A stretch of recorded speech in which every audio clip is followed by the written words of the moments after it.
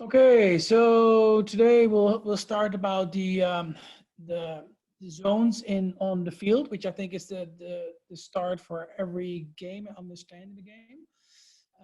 So we have divided the field into four or even five with the circle, five zones, start zones. So if you look at this screen, you will see direction of play, you will see the arrow, and then you will see on the bottom ball start one, so that's your own circle, all the way up to ball start four, which is the circle and the goal of the opponent. And what we would like to tell you is that every zone, every ball start has some risk associated with it. So we divided the fields basically in four of these zones. So you will understand what you can or better not do in that zone. So we'll start, if you have the ball start zone 0. You'll see the circle is red, so that's your own defending circle. That, of course, you will understand is a very high risk area of the field, because if you lose the ball in the circle or in that area, then the opponent can take the ball, have a shot on goal, and can actually score.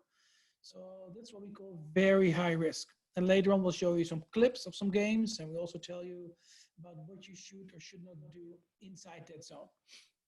The next area is the ball start 1, so that's still very red outside the circle, just before the 23-meter line. And you can imagine it's also high risk. It's high risk because you can lose the ball, the opponent can take possession. It's not as high risk as the circles. In the circle, they can actually score. So it is high risk, but of course not as high risk as the circle itself. Then we go to the second area, which is basically the 23-meter line till the center line. It's still, I would say, high risk, medium to high risk. If you lose the ball, it's not as dangerous as in the first zone, but still you have to be very careful what you do. Then ball start zone 3, you're getting closer to the opponent's goal. So you can already take a little bit more risk, medium to low risk, because if you lose the ball, it's not as dangerous. And then, of course, the ball start number 4 is close to the opponent's circle, even in the circle. And that you can imagine is low risk. If you lose the ball there, it doesn't really matter as much. And the good thing is that you can take lots of risks. So for the ones who have seen Stephanie Norlander last week, she lost to be a forward, because forward can play in that zone number 4. And in that zone number 4, you can take lots and lots of risk. So that's for her a great area, because she can take a risk, while if you're in number 1, so you're defender, it's quite different. As we also will see later on with clips, you can see that the play and the risk you can take is different. So let's see here. We have here a video. This is I think the World Cup final between Holland and Australia. And the only thing I would like you to look at is look where the Australian team was taking a free hit on the 23-meter line. As you can see, the 23-meter line. So it's, let's say, between zone 1 and 2. So zone 1 is to the right, zone 2 on the left. So have a look how they play the ball around. If it's going, it's not going. Try it again. There we go. So just have a look how the Australians are playing that ball. What are they actually doing? It might be hard to see because maybe there's a lag, but we'll show it again later on, and we'll stop play a couple of times.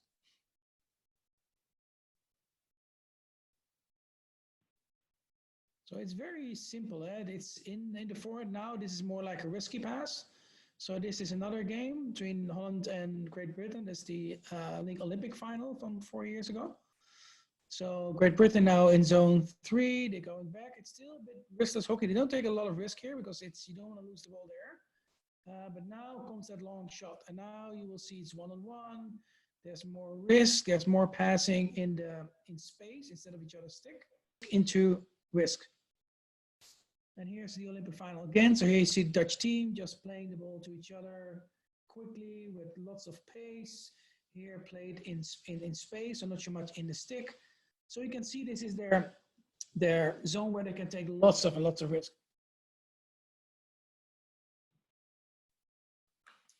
Okay, Ronald, maybe just 1 minute. And I'm just going, because we're with such a small group, we're going to take advantage of that, girls. Is that clear? Yeah. Are there any questions? No. No? Okay.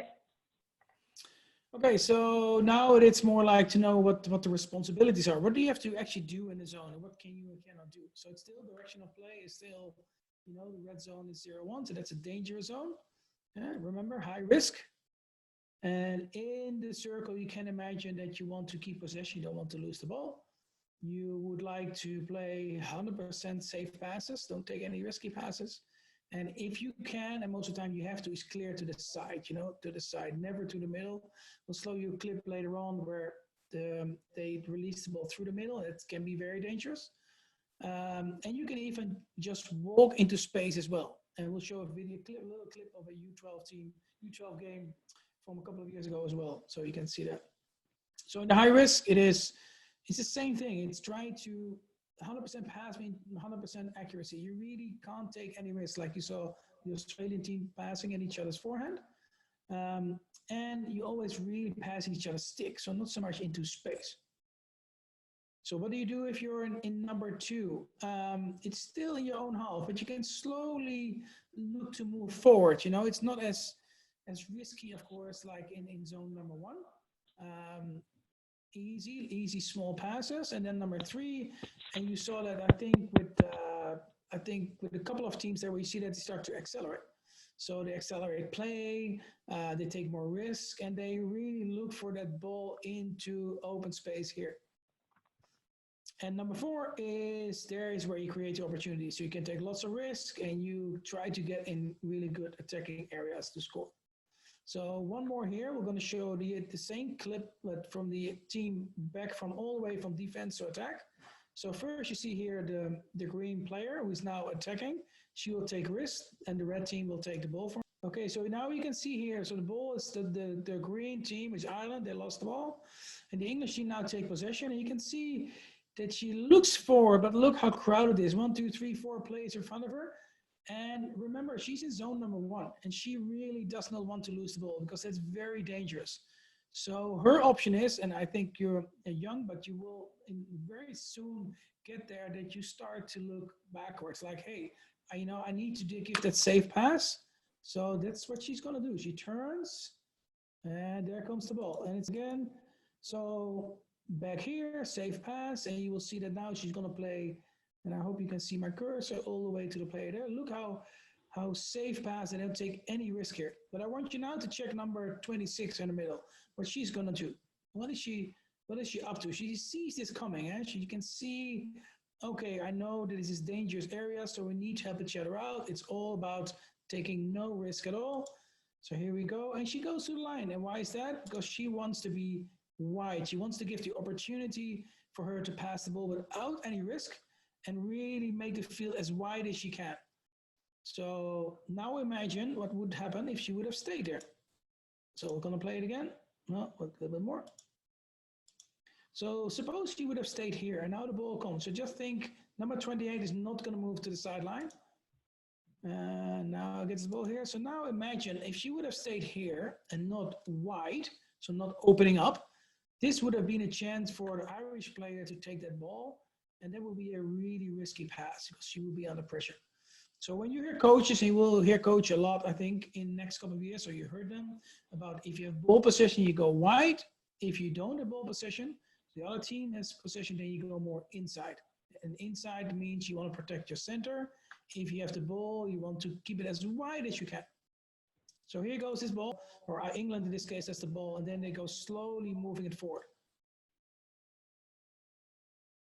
Okay, now we go the other way around. Direction of play, you can see the arrows the other way around. That means that we now from low risk to high risk. So think about that your opposing team has the ball on their circle line and they have a free hit.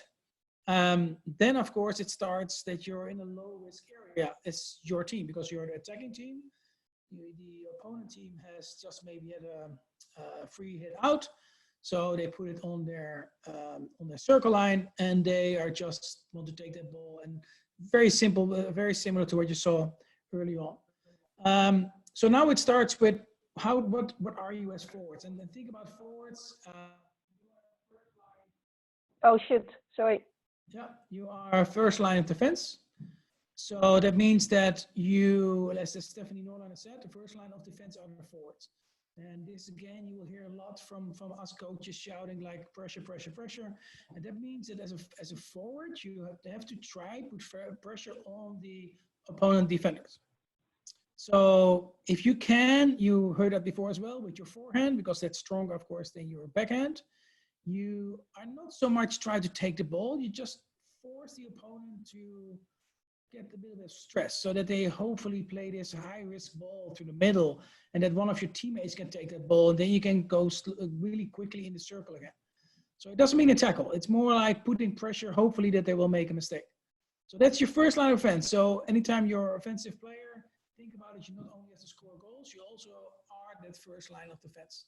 So that's the low risk area here. Then the ball's at number 3. It gets, then they go, let's say, so this other team goes into the yellow zone. You still have to put pressure on them, but you still want to intercept a little bit more. So you're more looking intercepting and trying to disorganize a little bit. So try to channel and try to put pressure on them, but not as much as you try to do in the other, in zone number 4. But number 3 is a little bit more in trying to, for this interception. If they move up, so this team is now over this area, they go into the orange area. It's getting a bit more tricky, you know, now you have to be careful. So now you start to think, I need to slow them down. I need to slow this team down. And you can do that by channeling. I think you all know what channeling is. You try to force the opponent to the side and you're not so much trying to hack or take the ball. Hacking is not allowed. You've seen that in all these clips we showed you and we'll show you from national teams. They're only following the ball. We'll show you later. You can see how well they do that. They're not committing. They don't want to come in there.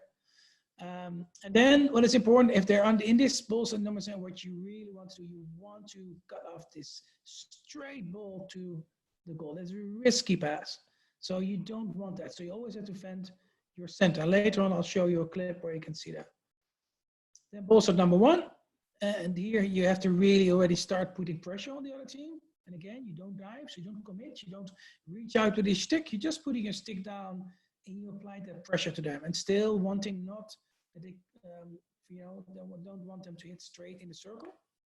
So you defend the circle, of course, you don't hit in. Plus, we'll show you later on with a clip, I think in the same game from England, Holland, there you will, or Great Britain, Holland, you will see that all these players defenders stepping outside the circle if they want to defend. And why do they do that?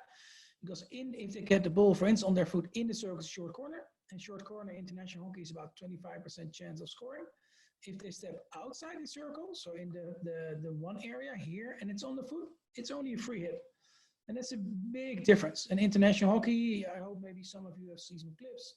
All these players, if they go into the circle, they're always looking for your foot. They want to play this ball on someone's foot to get a short corner. So you try to defend outside the circle if you can. So step up. Okay, ball start 1, that's really high risk. This is the real danger zone. You have to be really, really careful here. So we'll show later on man-to-man. So you can never leave a player open. So if you're in the circle and you're looking out and you see the defender of another player open, you really have to mark them. Make sure that they can't have the ball, get to the ball. Then you already start to bend your knees a little bit more, you know, because you're a bit more tight, but you want to sit low as well.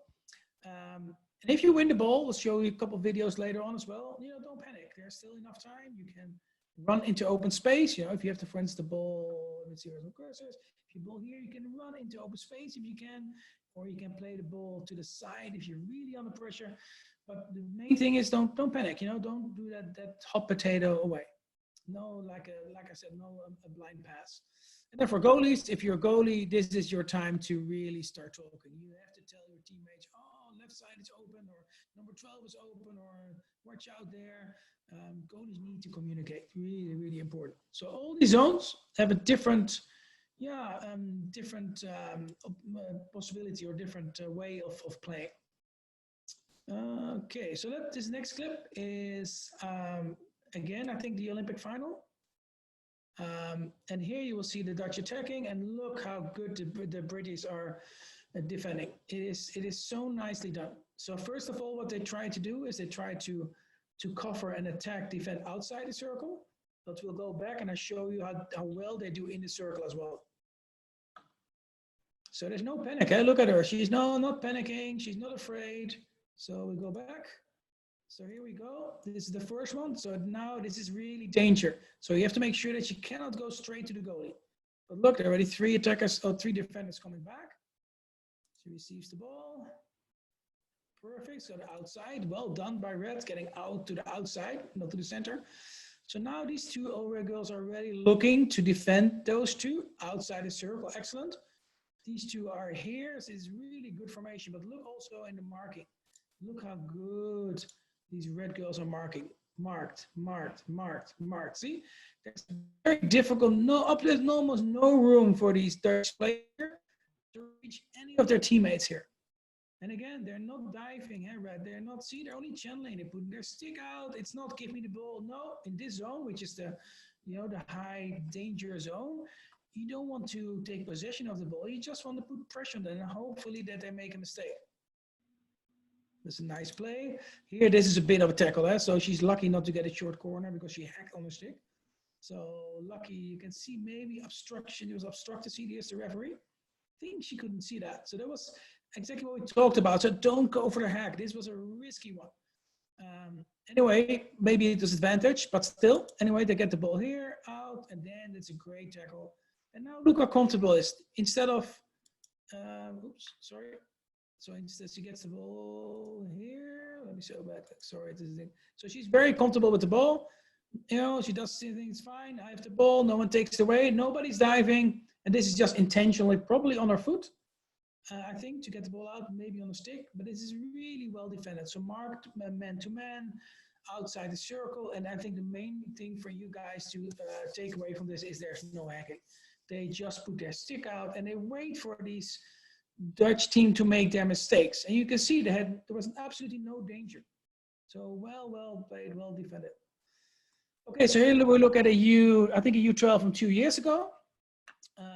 So have a look at this little clip where you can see the difference, basically 2 defensive styles, or 2 defensive, one good one where we need some help, which is more like the hot potato.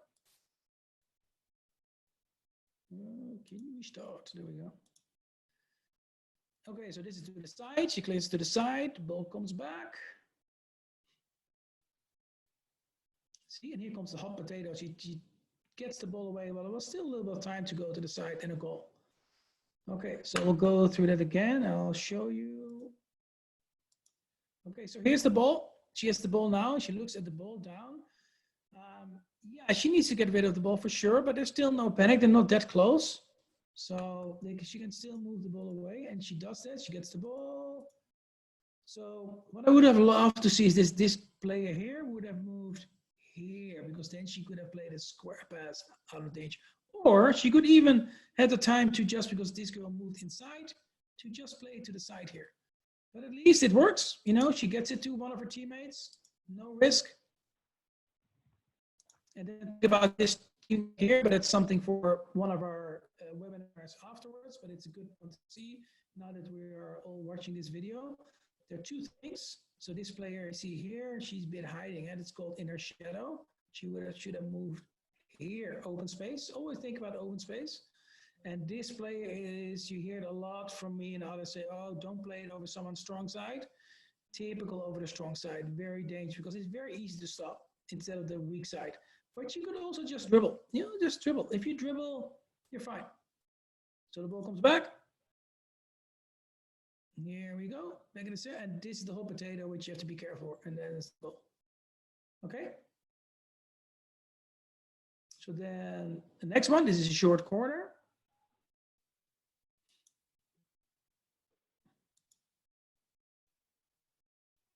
And now look how this girl takes the ball, possession, and she just goes into space. No panic whatsoever. What is it again? It's very similar to the one before. Here comes the ball from the goalie, good save, and she takes the ball. One more time. Here she has the ball. It's very similar. She's under pressure. 1, 2 girls under pressure. But here's the space. It's always space to the side. Always, because everybody is focused and always sitting in front of the goal. So there she goes. Hop, just dribble, and perfect. So you're going from this dangerous circle zone to the zone outside. Well played. Okay, Ronald, if you have a minute. Yeah, sure. Okay, so girls, I've unmuted you all. Can you all one for one give me kind of a recap, Danica? One thing you kind of picked up. That like if you are in the zone at the very like end, like your zone, your defensive zone, you like don't want to take any risks at all. And then afterwards, if you're in the zone after that, then still don't take any risks. And then after that, you could start taking a bit of risks, but like try like not to. And then afterwards, you could start taking some. And then at like the last one, just take risks and try to get a goal. Okay, so Emily, I'm going to make it a bit harder on you because Danica is moving up with the risk from, you know, from being a defender. So let's say you're the attacker and the ball starts from the offensive D. So how is it then playing it back? You should pass to the side if there's someone there, but you don't want anybody getting in your way. Okay. Yeah. And Julia, do you have something to add? Something you noticed? Well, like,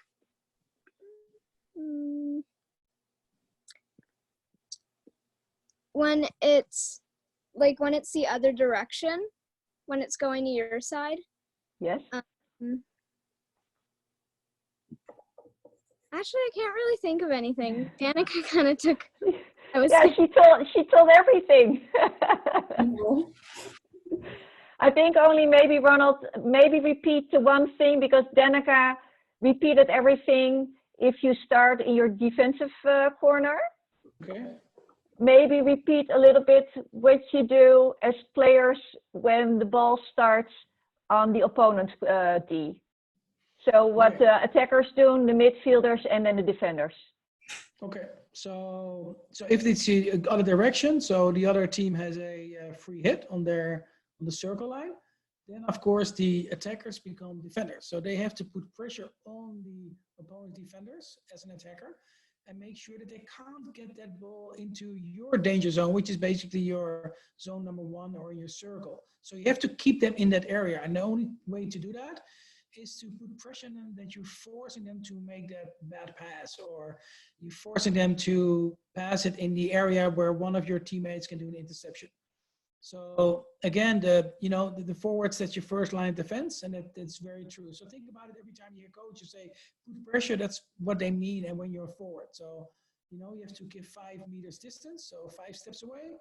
And the moment she touched the ball, the opponent, you can just start running to her and try to freak her out a little bit, try to put pressure and stress in her, like, oh, I need to get rid of the ball. That's what you want to do, not so much getting the ball, but put pressure on them.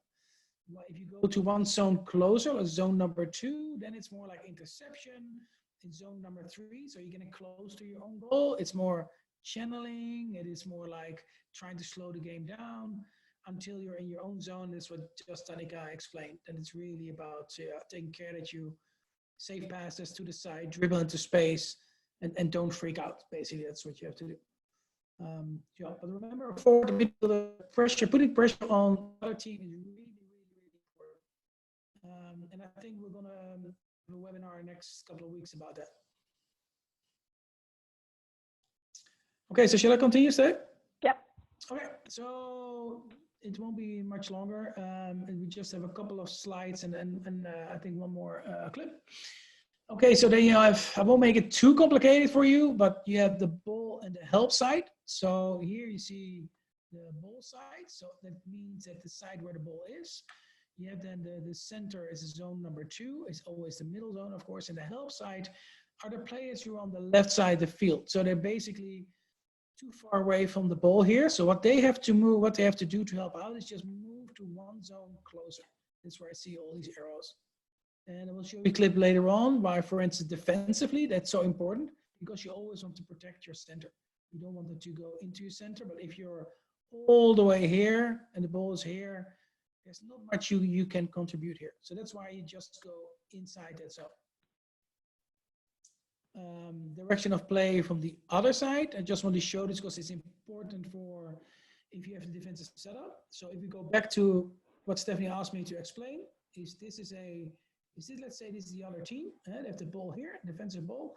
So the attacker can be somewhere in the 23-meter line where my cursor is, and try with the forehand, try to go to a sprinter the moment you touch the ball. That is pressure. Okay, and then maybe your right forward is somewhere here, so you close down that shot. So you hope that maybe they will go for a risky pass here, that one of your other teammates can do an interception. That is what forward pressure means. That is when you're forward. But you can put pressure everywhere. You should always have one player putting pressure on the opponent when they have a free hit, if they don't take it too quick. But if there's, if you have the chance, and most of the time that's like the long corner or the defensive free hits where they have to get the ball first and they can't take it really quickly. That's where, pressure is so important. So one clip from another U12 game in the same setup. You see here the person, let's say the center defender taking the ball. You'll see here a bit shade here. So here's another player the same color, like the blue color. She's a bit too far out. That's what I meant a little bit with going inside. So she's almost in the ball zone too far away. So she should move somewhere here. If you get older and you get stronger, yes, you might, especially on a good water field, be able to hit it here, like you saw the Australian team do in the beginning. But at this time, you have to move inside a little bit. See, this is a nice opening. I hope everybody can see that. That's pretty cool. And I would like to see this girl move a little bit here. That makes sense, because you want to have these openings. You want to make sure that you can receive it and you're not too close, because that's real danger. This is not a safe pass, you can imagine, huh? That's a dangerous pass. And if she moves here, the white player will follow her, and there's even more space here. And then you get a real safe pass. Okay, so here we go. I'm gonna play that ball. It's the ball. Same one in the forehand, remember from last time, you see? Okay, so now we're getting real dangerous territory here. The ball almost gets to the other player and is taken away. So we're going to do that one more time, and I'll show you where the danger is. So a dangerous ball, but it works. And now they take possession, and now she starts dribbling. Okay, so now we get into real danger here. So look at this. This girl is open. See? So she can get the pass here. Oops, really dangerous. See, the player I set on the right side who should have been a bit closer. But she does really well. I think she sees the danger. She sees that I have to close this down. I have to make sure that I'm getting in front of her. And she will. The only thing what she could maybe have done is sprint back into the circle to help out here. But this is a good move inside. Then you will see this girl here. Yes, she's really in trouble. She can probably run back with her, or she has to address it. But anyhow, she's in danger. I would say go with her, but she won't. She will try to stop the ball. And if she plays over that weak side here, that's pretty smart little girl, because that's easy. If she plays on the strong side, which she won't do because there's no player here, she's able to stop it. But then look at this girl here. That's what I really enjoy seeing her doing. She's going inside. So instead of not running or maybe run this line, she tries to close the center off, the danger zone. And that's what she does, and that's why she stops the ball here.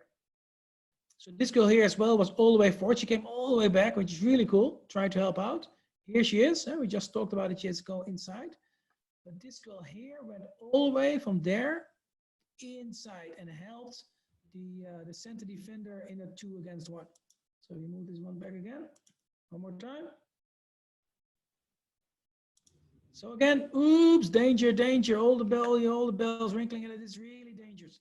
Because here if she takes the ball quickly, it's 1-on-1. She can basically run to the goalie. So, and I think she realized this here, like I have to go inside. I see this happening, and she does. See? She closes it down, and there comes the pass, she stops it. And also she just dribbles it away. See, so I hope that makes sense, that you have to come inside from this way, and this goes here again inside the moment you feel that there's danger. So if we have the ball, or your team has the ball, you go outside, make it wide. If they have the ball, you go inside. And I hope with this video you were able to see why that is so important, because you don't want them to have an open play in the center. Okay, So, where are we? 30 minutes. So, okay, that's about, I think, what we aimed for. We don't want to make it too long and too much information. It's already so much for you guys to absorb. But any questions? Anything you would like to share? Anything you would like to hear more about?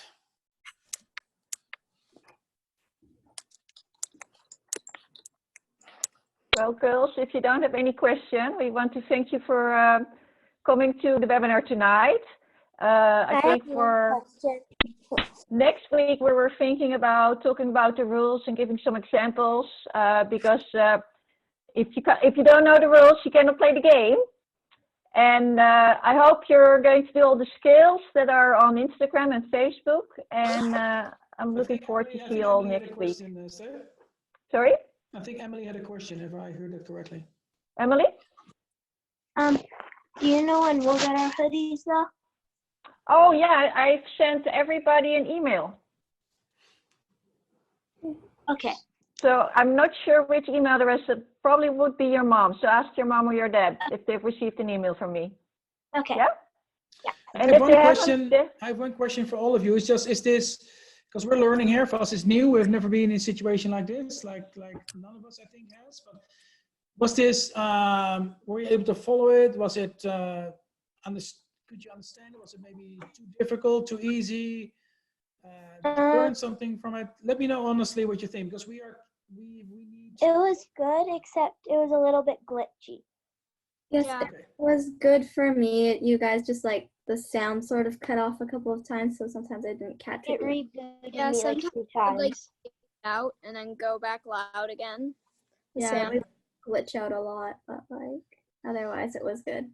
Yeah, that's typical with the internet nowadays. It's everything. So everybody's working now on internet, so everything is a bit slow. Wait. Webinar last week we had the same issue, especially with the clips from games. That's why I repeated a couple of times. But yeah, I get that. That is How many people are supposed to join?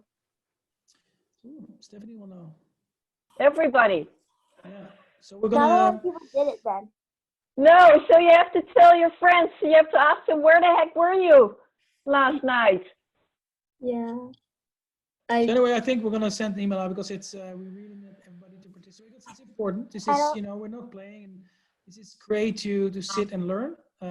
Yeah, so we really want more people to participate. But next week, I think we're going to, let's say, the rules, which is also fun. I think we try to do a quiz or not? The end, Dave, maybe. Yep. A quiz after that rules to see who knows most about the field hockey rules. And then we try to keep on going every week till hopefully in May or June, when we can again go on the field and then play this beautiful sport. Okay, well. Have a great weekend, girls. Thank you. Bye-bye. Bye. Bye.